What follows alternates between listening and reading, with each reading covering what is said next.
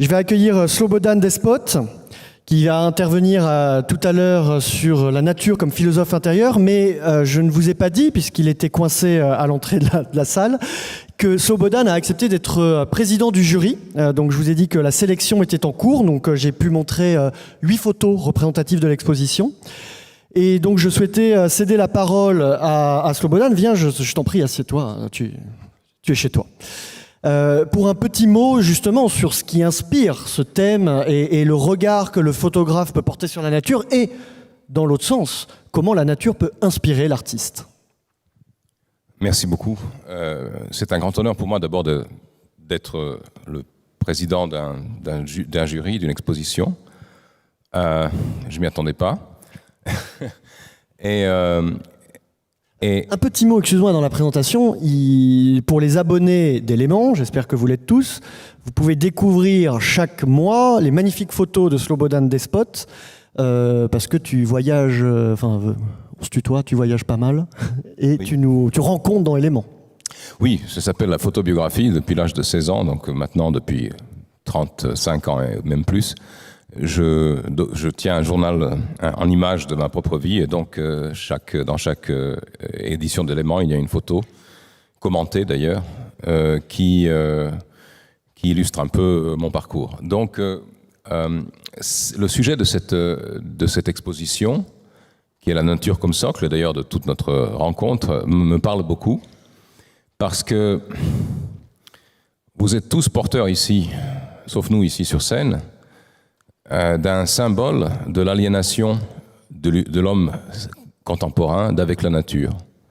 Le masque qu'on vous fait porter vous fait comprendre que notre espèce, ou ceux qui essayent de la canaliser, doit s'éloigner de la nature, que la nature est un élément hostile dont elle doit se protéger avec des filtres. Alors ça peut être des masques, ça peut être de la climatisation parce qu'on ne supporte plus les températures normales de la Terre, ça peut être des antibiotiques, ça peut être des produits antiseptiques, ça peut être une nourriture entièrement aseptisée, mais l'idée se répand que la nature et nous sommes en divorce. Et je crois que, d'abord, c'est une idée complètement folle, puisque nous en sommes, on ne peut pas scier la branche sur laquelle on est assis. Et je crois qu'il est très bon, que ce soit photographiquement, que ce soit intellectuellement, que ce soit historiquement, esthétiquement, de rappeler sans cesse notre intégration à la nature. Si nous l'oublions, eh bien, c'est d'ailleurs l'objet de mon exposé tout à l'heure, si nous l'oublions, nous allons tomber dans une profonde régression. Nous n'allons pas progresser, nous n'allons pas maîtriser la nature. Nous sommes toujours perdants face à la nature. Donc, d'où l'intérêt de cette exposition qui nous rappelle concrètement en images à quel point la nature nous dépasse et nous contient. Une question, avant de rejoindre le pupitre, au président du jury. Comment et sur quels critères, finalement, vous choisissez une photo qui vous semble digne de représenter la nature comme socle, puisqu'il n'y a pas simplement le traitement du thème, il y a aussi le regard, le traitement technique. Oui. Alors, on oublie toujours, c'est la magie de la photographie, que ce qu'on voit dans ce cadre n'est pas spontanément donné, c'est pas la nature elle-même, c'est le reflet de la nature, de la réalité que nous avons capté, quelqu'un a capté à travers tout un appareillage. Ça peut être un appareillage optique et chimique comme dans la photographie traditionnelle, ou ça peut être un appareillage optique et électronique comme dans la photographie numérique. Mais il y a dans chacune de ces photos la trace d'un rapport entre celui qui regardait et ce qu'il a vu. Donc, celles des photos qui me parlent personnellement sont celles où ce rapport entre celui qui voit et ce qui est vu n'est pas dissimulé, comme on pourrait avoir la tentation de le faire avec une sorte de formalisme excessif. C'est la photographie qui nous dit quelque chose, non pas seulement sur ce qu'on voit, mais sur l'angle, l'approche, l'humeur de celui qui a pris la photographie. Celle de la comète vous a bien plu. On peut la montrer. Est-ce qu'on peut voir la comète ? On peut voir la comète. C'était juste après. Voilà. Et ça, c'est un très bel exemple. C'est un très bel exemple. Quelqu'un a... d'abord, l'auteur a épié, je pense, cette image. Il sait très bien maîtriser l'exposition longue. Il savait que s'il mettait une exposition longue sur cette scène nocturne, évidemment, la comète et le sillon de la voiture, le sillon lumineux de la voiture ont l'air de converger vers un seul endroit, à peu près à même vitesse, alors qu'en fait, la voiture a passé très très vite et que la comète était certainement immobile dans le ciel pendant des heures. Mais il y a une telle maîtrise de la technique, et en plus, il y a une ironie de la narration, puisqu'il y a une sorte de parallélisme ou de convergence entre ce qui nous dépasse incommensurablement et ce que nous avons fabriqué nous-mêmes, que ça, c'est à mon avis, c'est une photographie qui est une immense histoire en elle-même. Merci Slobodan. Donc vraiment, je vous invite à suivre cette exposition, 5 au 8 novembre à Paris. Slobodan, peux-tu rejoindre le pupitre? Anne va te présenter pour ceux qui ne te connaissent pas encore. J'ai récupéré le micro. Oui. Merci. Donc nous allons continuer cette promenade avec Slobodan Despot dans la grande nature par une réflexion philosophique. La grande nature devient une philosophie intérieure. Slobodan Despot est suisse d'origine serbe, éditeur, collaborateur de la revue Éléments et enfin directeur du magazine web L'Antipresse. Entrons, ou plutôt sortons de la tour sans porte avec lui. Merci pour cette présentation. Il y a un mois environ, alors que je me trouvais justement planqué dans un endroit très reculé dans la nature, on m'a demandé de donner un texte pour les actes du colloque d'aujourd'hui.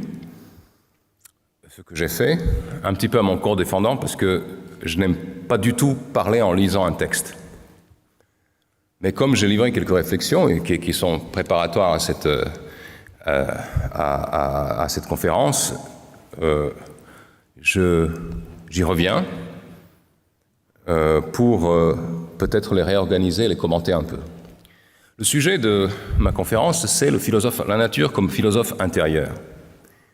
J'ai eu l'occasion, mais je crois que j'en ai déjà parlé, de me confronter à cette part de nature en nous, la part la plus extrême lorsque, lors d'une retraite que j'ai faite il y a maintenant 3 ans, sur le lac Baïkal pour jeûner pendant 1 mois. Donc pour rester face à moi-même et face à l'immensité gelée, sans rien consommer, sinon de l'eau, pendant quelques semaines. Et cela m'a permis entre autres choses, de comprendre à quel point les ressources qui nous sont données par la nature, qu'elles soient physiques, chimiques, mentales, spirituelles, dépassent tous les succédanés que nous pouvons leur donner avec notre chimie ou avec les mantras que nous nous répétons sur, par exemple, la supériorité de la science ou la supériorité de la pharmacie ou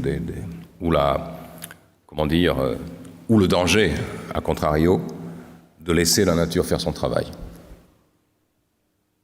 À titre d'information, dans le pays où je vis, la Suisse, un médecin qui vous prescrirait pour soigner un asthme, un diabète, une obésité maladive ou des problèmes cardiaques, d'aller jeûner pendant 3 semaines, comme je l'ai fait, perdrait son droit d'exercer. Or, si vous avez vu le reportage de Arte qui s'intitule « Le jeûne, une nouvelle thérapie » de Sylvie Gilman et de Thierry de l'Estrade, qui est un des reportages les plus populaires d'ailleurs sur Arte, un documentaire extrêmement bien fait, vous verrez, preuve scientifique en main, qu'il n'existe absolument aucune thérapie plus efficace que le jeûne total pour toute une série de maladies, notamment les formes légères de schizophrénie, puisque c'est par là que ça a commencé.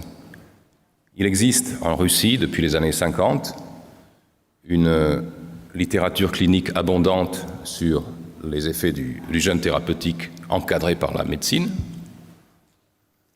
Il existe des pratiques, il existe des lieux où vous pouvez pratiquer ça, où on ne plaisante pas du tout avec ces choses-là, on n'est pas des mystico-gazeux, c'est pas des sectes, c'est la médecine. Et lorsque vous franchissez la frontière, vous venez ici, ces mêmes techniques qui sont absolument salutaires pour l'être humain, sans compter évidemment le coût qu'elles représentent, qui est égal à 0, eh bien, elles sont interdites.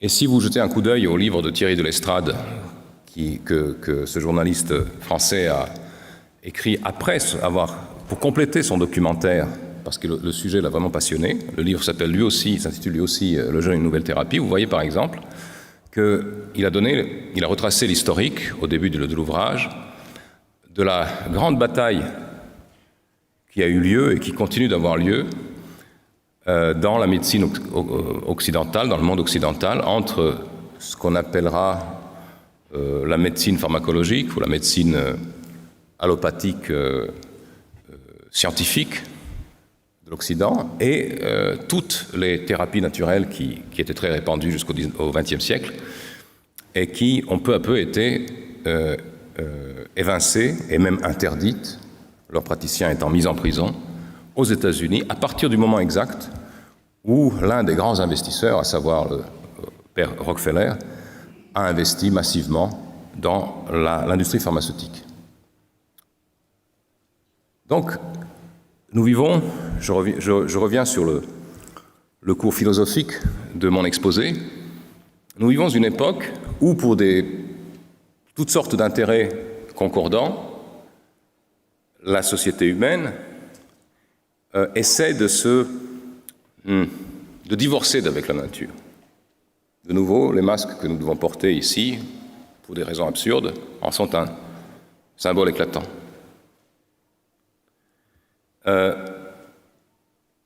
Mais si l'on se penche sur les aspects plus profonds, plus archaïques de notre rapport à la nature, que personnellement j'ai étudié à travers l'art, on voit que cette polémique, cet éloignement, ce divorce, cette aliénation ne date pas d'hier.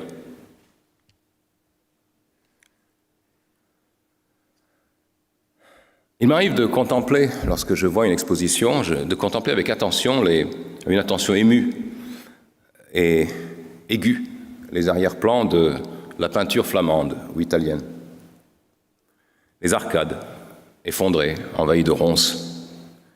Les vieux ponts incrustés dans la verdure, comme s'ils avaient toujours fait partie de cet environnement. Les villages qui s'enchaînent dans les vallées, dans les arrière-plans, au fil des routes tortueuses qui se perdent à l'infini, ou les fumées hivernales dans les ciels gris de Bruegel. Et quelle que soit l'avant-scène, que ce soit un portrait de cour, une bataille, une chasse, une procession, l'arrière-plan relativise ce spectacle humain en l'inscrivant dans les cycles infinis qu'aucun horloger humain ne peut interrompre. Cela est infiniment hospitalier et infiniment rassurant.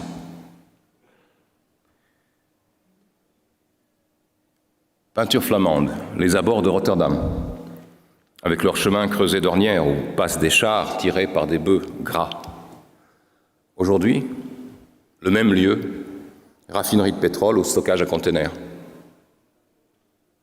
Les pâturages de Vevey, là où j'habite, entremêlés de vignes qui cascadent joyeusement vers le lac Léman. Bretelles d'autoroute et résidences calibrées, toutes faites de la même manière. L'arrivée, jadis, à Constantinople. Par quelle banlieue chaotique, identique d'ailleurs dans leur laideur à la banlieue de Pékin ou celle de Nairobi, par quelle banlieue chaotique ne faut-il pas passer pour arriver jusqu'à Sainte-Sophie ou aux grandes mosquées du centre de Constantinople? Et me revient souvent, quand je revois les paysages européens de la peinture d'avant le XXe siècle, l'image d'un doux et très beau visage qu'on aurait photographié la seconde précédant l'accident de voiture qui allait le défigurer.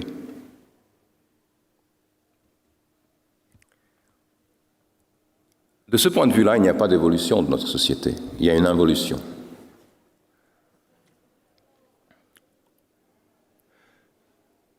Dans un roman saisissant, publié il y a une dizaine d'années, qui s'intitule « Espace lointain », l'écrivain de science-fiction ukrainien Yaroslav Melnik décrit un monde de l'avenir dans plusieurs générations où toute l'humanité vivrait et ne pourrait vivre que dans une mégapole faite de piliers de béton et de poutres d'acier. Cette humanité, dans ce roman, a une particularité par rapport à nous et une seule, elle est aveugle, elle a perdu le sens de la vue. Pour elle, l'espace lointain, d'où le titre du livre, c'est quelque chose de totalement abstrait, ça n'existe pas. Et si d'aventure quelqu'un, par accident de naissance, vient au monde avec le sens de la vue, on le déclare fou. La perception de l'espace lointain est un signe sûr de folie. L'espace proche, c'est ce que l'homme, dans cette société-là, peut toucher de ses mains, en tâtonnant, puisqu'il est aveugle. Tout ce qui est au-delà de la portée de ses mains est réputé inexistant, illusoire. Dans la mégapole décrite par Yaroslav Melnik, tous les paramètres de la vie de ses habitants sont réglés par un outillage. Il y a des balises sonores pour guider les gens dans les rues. Il y a des repères palpables. On lit en braille ou bien on lit en audio. Et dans ce monde-là, ce monde d'aveugles, évidemment, pas un seul de ces êtres n'est autonome. Il suffirait qu'il y ait une panne de courant ou que quelqu'un débranche volontairement une prise pour que tous ces gens-là meurent immédiatement.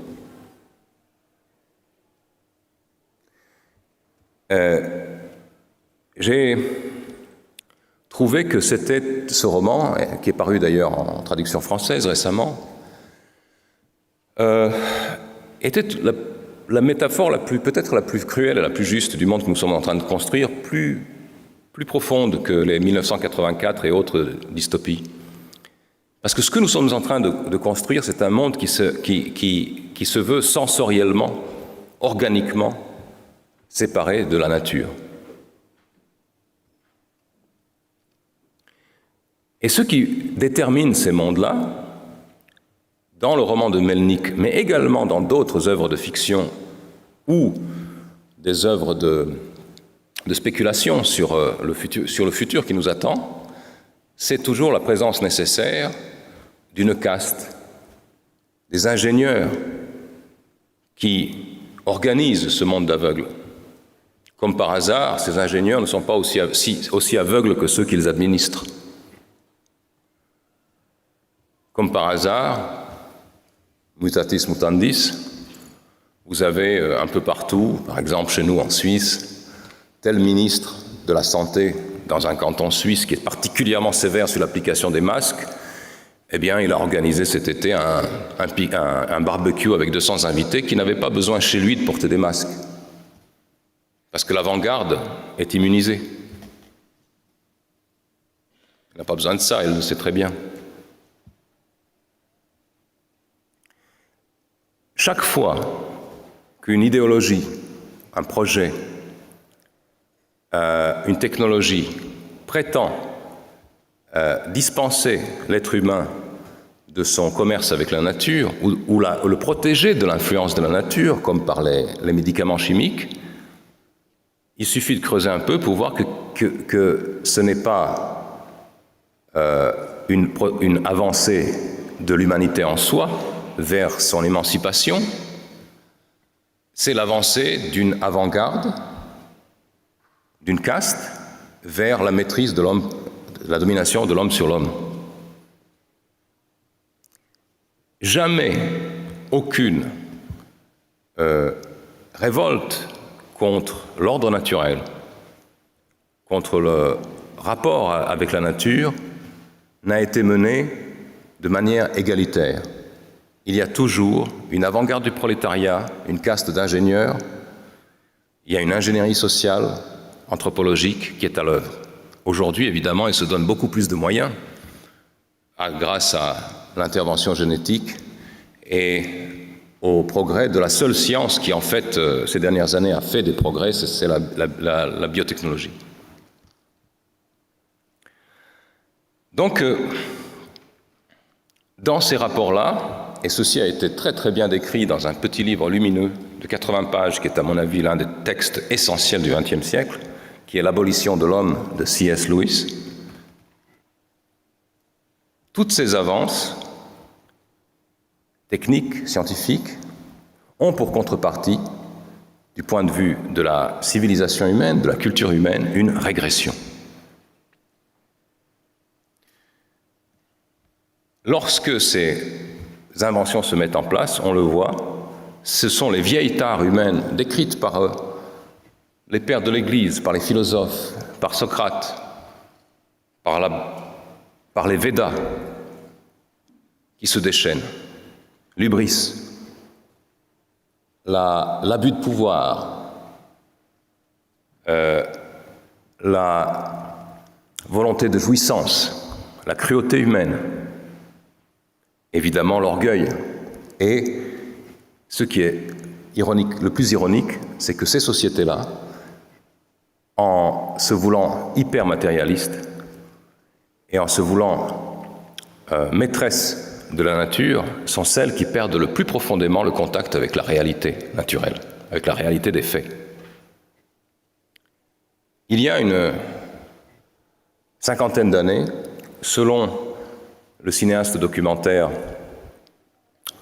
oh mon Dieu, j'ai oublié son nom, Adam, ça me reviendra, un cinéaste documentaire de la BBC qui a tourné un film tout à fait saisissant.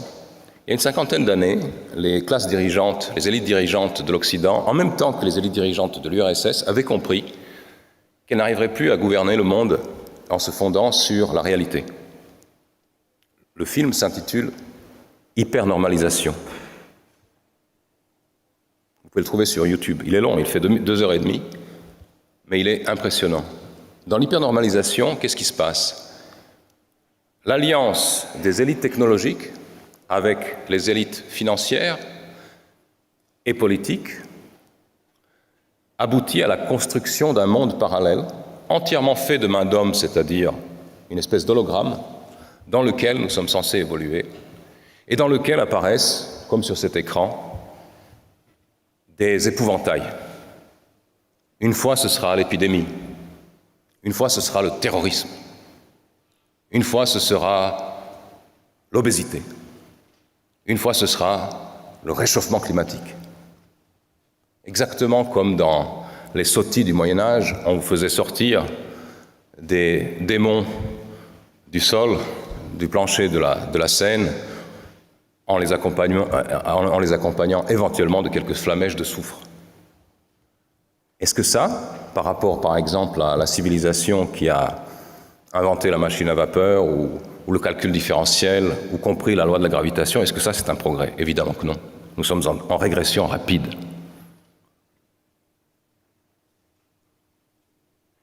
Tout ça parce que nous prétendons pouvoir passer outre les lois de la nature.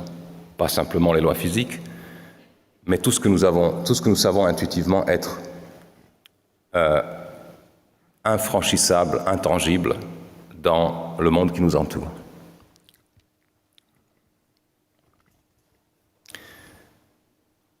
À Tchernobyl,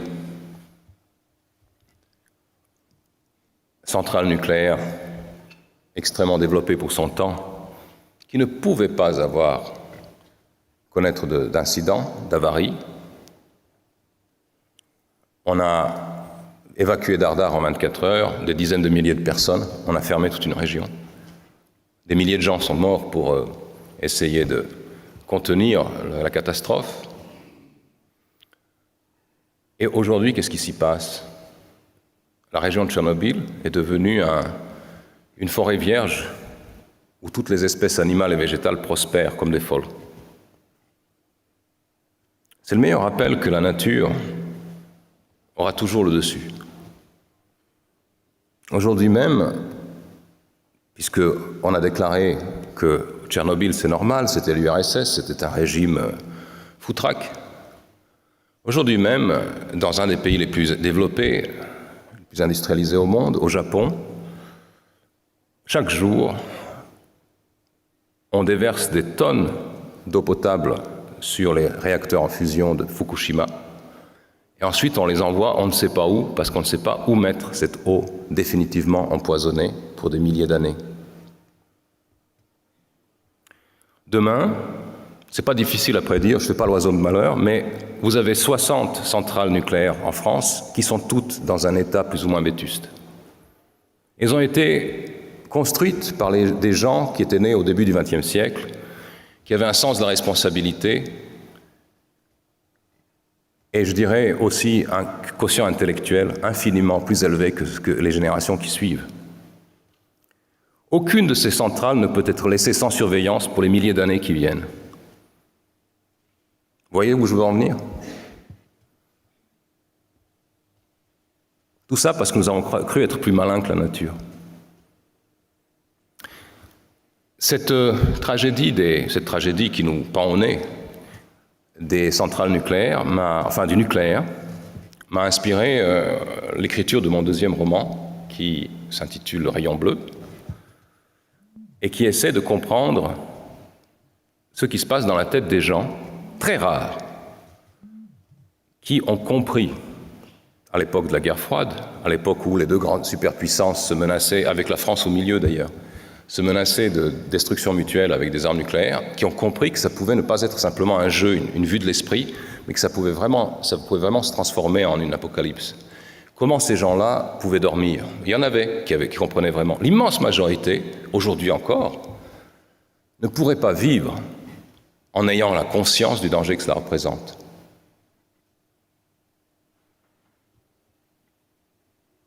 Ici, encore une fois,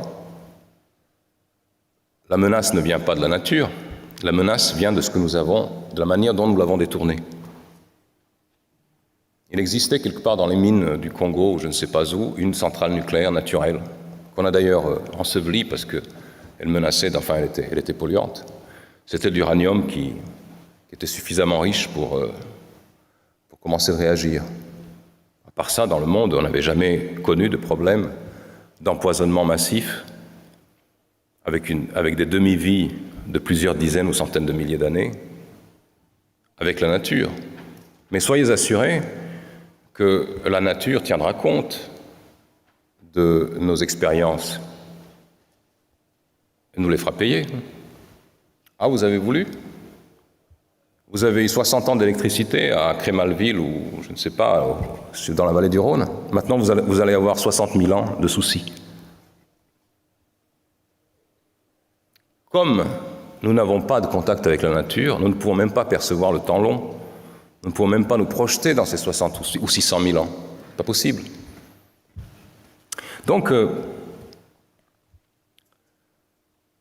dans mon roman, un des héros qui sont des éveillés, un des personnages qui sont éveillés, qui sont vraiment hantés par cette perspective de notre destruction mutuelle, passe son temps à essayer de traquer dans des forêts de chasse un sanglier qui le nargue. Un peu comme dans Moby Dick, le capitaine Ahab chassait la baleine blanche pour régler son problème avec Dieu, en quelque sorte. Eh bien, je pense avoir illustré par cette métaphore ce que je crois vraiment, c'est que nous n'avons pas d'autre ressource que de nous soumettre le genou en terre au philosophe intérieur qui nous a mis au monde, qui est la nature, et qu'aucune ingénierie, aucune invention, aucune technologie ne pourra y suppléer, à moins que nous ayons décidé définitivement de nous transformer en une termitière. Merci.